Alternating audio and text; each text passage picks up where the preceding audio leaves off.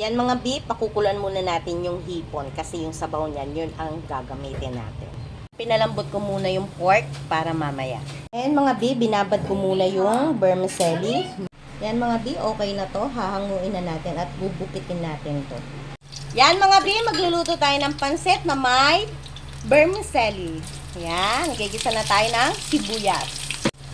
Yan, susunod natin ang bawang.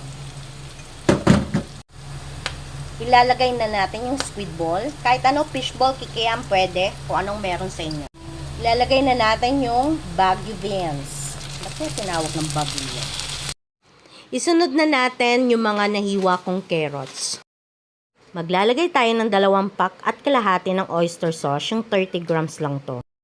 Tapos, maglalagay tayo ng 1/4 cup ng toyo.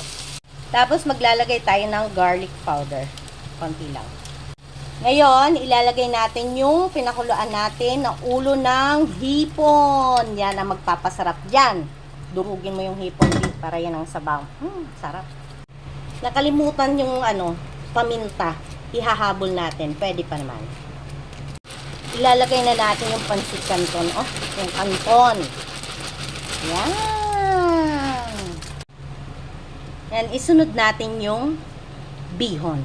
Yan. Lalagyan natin ng sitsaro, snow peas, kalahating bell pepper. Ilalagay natin tong Baguio pechay. Masarap sa pansit, maraming gulay.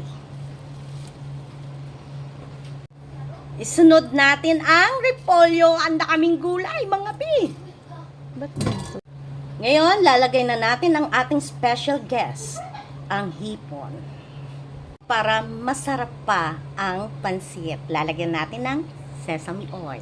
Yan, daming pansit. Siyempre, bibigyan ko yung kapitbahay na ito. Ngayon, haluin natin, para maghalo yung mga natin yung sesame oil. Ayan.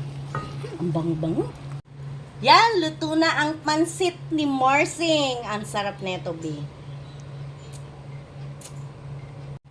Yan, mga bi. Tara na, kain na tayo. Punta na kayo dito, mga bi.